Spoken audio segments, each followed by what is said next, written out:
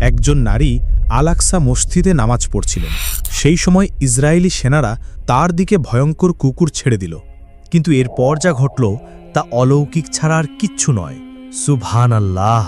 সেনারা হতবাক হয়ে গেল, কারণ তারা দেখল আস্তিকতা কিভাবে সব কিছু পাল্টে দিতে পারে। নারীর প্রতিক্রিয়া বিশ্বজুড়ে লাখো মানুষকে বিস্মিত করল। যদি আপনি মুসলিম হন তবে এই ভিডিওটি লাইক করুন এবং চ্যানেলটি সাবস্ক্রাইব করুন। দেখি তো কতজন গর্বিত মুসলিম এই ভিডিও দেখছেন।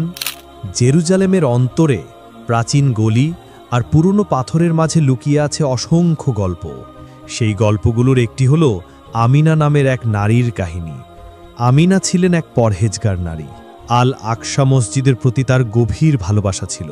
দীর্ঘদিন ধরে তার স্বপ্ন ছিল একদিন এই পবিত্র স্থানে নামাজ আদায় করবেন, কিন্তু দখলদার বাহিনীর কারণে সেই স্বপ্ন প্রায় অসম্ভব হয়ে গিয়েছিল। বিশেষত নারীরা নানা অজুহাতে বারবার বঞ্চিত হতেন। তারপর এলো সেই অলৌকিক সকাল। ফজরের আজানের আগেই অনেক ভোরে আমিনা ঘুম থেকে উঠলেন। তিনি অজু করলেন এবং আল আকসার দিকে রওনা হলেন। আকাশ তখনও অন্ধকার, শীতল বাতাস মুখে লাগছিল, কিন্তু তার অন্তর ছিল ঈমানের উষ্ণতায় প্রজ্জ্বলিত। যখন তিনি মসজিদের প্রধান ফটকে পৌঁছালেন, সেখানে যথারীতি ইসরায়েলি সেনারা প্রহরায় ছিল।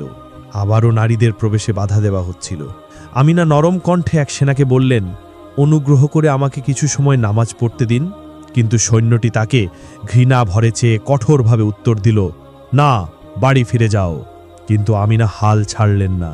তিনি জানতেন আল আকসা বিশাল, হয়তো কোনো এমন কোণ আছে যা প্রহরীদের চোখ এড়িয়ে গেছে। তাই নিঃশব্দে তিনি এগিয়ে গিয়ে পূর্ব দিকের এক নির্জন অংশে দাঁড়ালেন। সেখানে দাঁড়িয়ে নামাজের প্রস্তুতি নিলেন। মনে হচ্ছিল ফেরেশতারা তাকে ঘিরে রেখেছে। তিনি তাকবীর দিয়ে হাত উঠালেন এবং গভীর ভক্তি ও বিনয়ের সাথে নামাজ শুরু করলেন, যেন পুরো দুনিয়া নীরব হয়ে গেছে। কিন্তু জায়গাটি পুরোপুরি নিরাপদ ছিল না। হঠাৎ এক তরুণ ইসরায়েলি সৈন্য স্তম্ভের আড়াল থেকে বেরিয়ে এসে রাগে চিৎকার করল, বলিনি কি নামাজ পড়া নিষিদ্ধ? সে সঙ্গে সঙ্গে ওয়াকিটকিতে খবর দিল, একজন নারী পূর্ব দিকের স্তম্ভের কাছে নামাজ পড়ছে, সবাই তাড়াতাড়ি আসো। অল্প সময়ের মধ্যেই কয়েকজন সৈন্য সেখানে হাজির হল। তারা আমিনাকে নিয়ে ঠাট্টা বিদ্রুপ করতে লাগল। একজন বলল, ওকে আমরা শিখিয়ে দেব, আদেশ অমান্য করলে কি হয়। আর একজন তার কমান্ডারের দিকে তাকিয়ে বলল, চল ওর উপর বেলজিয়ান কুকুর ছেড়ে দিই, তাহলে অন্যরা শিক্ষা পাবে। তারপর আনা হলো প্রশিক্ষিত যুদ্ধ কুকুরগুলো। রক্তপিপাসু দৃষ্টিতে তাদের চোখ জ্বলছিল, দাঁত খিচিয়ে যেন মুহূর্তেই আমিনাকে ছিঁড়ে ফেলবে। কমান্ডার আঙ্গুল তুলে নির্দেশ দিল, আক্রমণ করো। ঠিক তখনই আমিনা তার নামাজ শেষ করলেন, কিন্তু তিনি পালালেন না, বরং চোখ বন্ধ করে আকাশের দিকে হাত তুললেন আর প্রার্থনা করলেন, হে আল্লাহ, কেবল আপনিই আমার ভরসা, আপনিই আমার মুক্তিদাতা।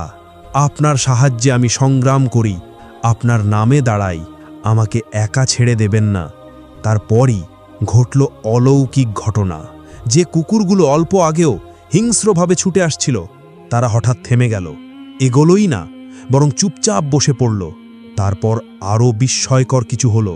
কুকুরগুলো আকাশের দিকে তাকাতে লাগলো, যেন এমন কিছু শুনছে যা অন্য কেউ শুনতে পাচ্ছে না। এরপর এক কুকুর রুকুতে ঝুঁকল, তারপর সিজদায় গেল। আর একটি কুকুরও ঠিক একই কাজ করল। সেনারা স্তম্ভিত হয়ে দাঁড়িয়ে রইল, তাদের চোখকে যেন বিশ্বাস করতে পারছিল না। একজন ফিসফিস করে বলল, এটা কি জাদু? আর একজন ভয়ে কাঁপতে লাগল। কমান্ডার আবার আক্রমণের নির্দেশ দিল, কিন্তু এবার কুকুরগুলো অমান্য করল, বরং সেনাদের দিকে ফিরে দাঁত বের করে গর্জন করতে লাগল। তাদেরকেই তাড়া করে বের করে দিল। ভয়ঙ্কর কিন্তু অবিশ্বাস্য দৃশ্য দেখা দিল। যে কুকুরগুলোকে আমিনার উপর ছেড়ে দেওয়া হয়েছিল, এখন তারাই সেনাদের পিছনে ধাওয়া করছে। শহর জুড়ে ছড়িয়ে পড়ল বিশৃঙ্খলা। কেউ আতঙ্কে দৌড়াতে লাগল, কেউ হোঁচটকিয়ে পড়ে গেল, আবার কেউ মরিয়া হয়ে মিলিটারি গাড়িতে উঠে পালাতে লাগল। অন্যদিকে আমিনা সিজদা থেকে ধীরে ধীরে উঠলেন, যেন কিছুই ঘটেনি। তার নামাজ নিরবিচ্ছিন্ন চলতে থাকল। শহর জুড়ে খবর ছড়িয়ে পড়ল আগুনের মতো। এক নারী নামাজে দাঁড়িয়েছিলেন, আর ভয়ঙ্কর কুকুরগুলো তার সঙ্গে সিজদায় গেছে।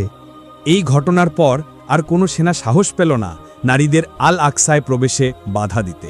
অনেকে তো রাতের বেলাও মসজিদের কাছে আসতে ভয় পেত, ভেবে যদি সেই কুকুরগুলো আবার হাজির হয়। আমিনা ছিলেন কেবল এক সাধারণ নারী, যিনি আল্লাহর ঘরে নামাজ পড়তে চেয়েছিলেন, কিন্তু তার ঈমান তাকে এমন শক্তি দিল যা কোনো অস্ত্র হারাতে পারল না। তিনি জানতেন যে আল্লাহর উপর ভরসা করে আল্লাহ তার সাহায্যকারী ও রক্ষক হয়ে যান, আর যখন আল্লাহ কিছু ইচ্ছা করেন তখন কেবল বলেন হও, আর তা হয়ে যায়। এই ঘটনা আল আকসার দেয়ালে যেন চিরস্থায়ী সাক্ষ্য হয়ে রইল। গল্পটি প্রমাণ করল ঈমান শিকলের চেয়ে শক্তিশালী, আর আল্লাহ তার সবচেয়ে দুর্বল বান্দাকেও এমন অলৌকিকতায় ভরিয়ে দেন যা ক্ষমতাবানদের স্তব্ধ করে দেয়। ঘটনার পর শহরে এক রহস্যময় নীরবতা নেমে এলো। সেনারা ভয়ে পালিয়ে গিয়েছিল, আর এককালের ভয়ঙ্কর কুকুরগুলো শান্তভাবে আমিনার পাশে ফিরে এলো, যেন তার বিশ্বস্ত প্রহরী। আমিনা তার নামাজ শেষ করে দাঁড়ালেন। কুকুরগুলো তাকে ঘিরে রাখল, যেন তার নির্দেশের অপেক্ষায়। তিনি পুরোপুরি বুঝতে পারছিলেন না কি ঘটেছে, কিন্তু তার হৃদয় ফিসফিস করে বলল, আল্লাহ নিজেই আমার সঙ্গে ছিলেন। তিনি ধীরে ধীরে মসজিদের ফটকের দিকে এগোলেন। কুকুরগুলো তার ছায়ার মতো পিছু নিল। দূর থেকে যারা এই দৃশ্য দেখেছিল তারা এগিয়ে এলো যেন আশীর্বাদ নিতে। একজন বৃদ্ধ আলেম বিস্ময়ে জিজ্ঞাসা করলেন, আপনি কে বোন? কিভাবে এই কুকুরগুলোকে বশ করলেন? আমিনা নরম কণ্ঠে জবাব দিলেন, আমি তো কেবল একজন দুর্বল বান্দি। আমি আল্লাহর উপর ভরসা করেছি, আর তিনিই আমার সাহায্যকারী। এদিকে নিকটবর্তী সেনা শিবিরে প্রতিশোধের পরিকল্পনা হচ্ছিল। পরাজিত সৈন্যরা ভয়ে কাঁপছিল কমান্ডারের আদেশের অপেক্ষায়। কমান্ডার চিৎকার করে বলল, ওই নারী জাদুকর্ণী, ওকে থামাতে হবে, না হলে সে মানুষকে আমাদের বিরুদ্ধে দাঁড় করিয়ে দেবে। একজন গুপ্তচরকে পাঠানো হলো আমিনার বাড়ির খোঁজ নিতে। জানা গেল তিনি জেরুজালেমের এক সরু গলিতে স্বামী, যিনি অসুস্থ, আর এক ছোট ছেলে নিয়ে থাকেন। পরিকল্পনা স্পষ্ট ছিল, পরের রাতেই অন্ধকারের আড়ালে আক্রমণ করা হবে, যাতে কেউ টের না পায়। গভীর রাতে স্বামীর সেবা করতে করতে আমিনা হঠাৎ জানালা দিয়ে কিছু ছায়ামূর্তি এগিয়ে আসতে দেখলেন। তার হৃদয়স্পন্দন বেড়ে গেল, কিন্তু সঙ্গে সঙ্গেই কোরআনের আয়াত মনে পড়ল যে আল্লাহকে ভয় করে আল্লাহ তার জন্য পথ বের করে দেন। তিনি ছুটে গিয়ে ছেলের ঘরে ঢুকলেন আর ফিসফিস করে বললেন, বাবা, সৈন্যরা আসছে, তুই দৌড়ে পাশের বাড়িতে চলে যা। ছেলেটি পালাতে সক্ষম হলো। ঠিক তখনই সৈন্যরা দরজা ভেঙে ঘরে ঢুকে চিৎকার করে উঠল, জাদুকরি আমিনা কোথায়? কিন্তু আল্লাহর অলৌকিক শক্তি আবার প্রকাশ পেল। আমিনা দৃঢ় কণ্ঠে দাঁড়িয়ে বললেন, আমার একমাত্র অপরাধ হলো আমি আল্লাহর ঘরে নামাজ পড়তে চেয়েছি। সৈন্যদের নেতা ঠাট্টা ভরে বলল, আজ তোমার কুকুরগুলো তোমাকে বাঁচাতে পারবে না। তারা একটি খাঁচা বের করল, ভেতরে ছিল ভয়ঙ্কর কুকুর। দরজা খোলা হলো, কুকুরগুলো ছুটে এলো, কিন্তু হঠাৎ তারা থেমে গিয়ে অদ্ভুত ছন্দে ঘেউ ঘেউ করতে লাগল, যেন আল্লাহর প্রশংসা করছে। তারপর এক প্রচণ্ড ক্রোধে তারা সৈন্যদের উপর ঝাঁপিয়ে পড়ল, যেন আল্লাহর প্রতিশোধ কার্যকর করছে। একটি কুকুর তো এক সৈন্যের অস্ত্রই ছিনিয়ে নিল। আতঙ্কিত হয়ে সৈন্যরা চিৎকার করল, এরা কুকুর নয়, এরা আসমানের সৈন্য। এবার প্রতিবেশীরাও দৌড়ে এলো, হাতে লাঠি আর পাথর নিয়ে তারা চিৎকার করল, ওকে ছেড়ে দাও, এই বাড়ি থেকে বেরিয়ে যাও। সৈন্যরা ভয়ে পালিয়ে গেল। কুকুরগুলোকে ফেলে রেখে অন্ধকারে অদৃশ্য হল। সেই রাত থেকেই আমিনা জেরুজালেমের মানুষের কাছে পরিচিত হলেন, যার সঙ্গে কুকুরগুলো সেজদায় গিয়েছিল। গল্পটি ছড়িয়ে পড়ল চারদিকে। এমনকি অনেকে যখন কোনো পর্দানসীন নারীকে দেখত, ফিসফিস করে বলতো, সে কি আমিনা? কিন্তু আমিনা খ্যাতি চাননি, প্রতিশোধও নেননি। তার একমাত্র ইচ্ছা ছিল শান্তিতে আল আকসায় নামাজ পড়া। এরপর আর কোনো সৈন্য তাকে থামানোর সাহস করল না, বরং কেউ কেউ দূর থেকে তাকে দেখে সরে দাঁড়াত, যেন অদৃশ্য কোনো শক্তির ভয়ে। যে কুকুরগুলো তার সঙ্গে সেজদায় গিয়েছিল তারা থেকে গেল সেই এলাকায়। প্রতিদিন রাত তারা তার বাড়ির চারপাশে পাহারা দিত, যেন আল্লাহর পক্ষ থেকে নিযুক্ত প্রহরী। আমিনা প্রতিদিন আল আকসায় যেতেন নামাজ পড়তে।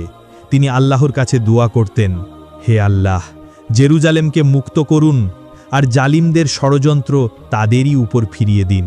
কারণ ঈমানই সবচেয়ে বড় অস্ত্র। যারা আল্লাহর উপর ভরসা করে তাদের জন্য আল্লাহই যথেষ্ট। আসুন সবাই মিলে বলি, আলহামদুলিল্লাহ।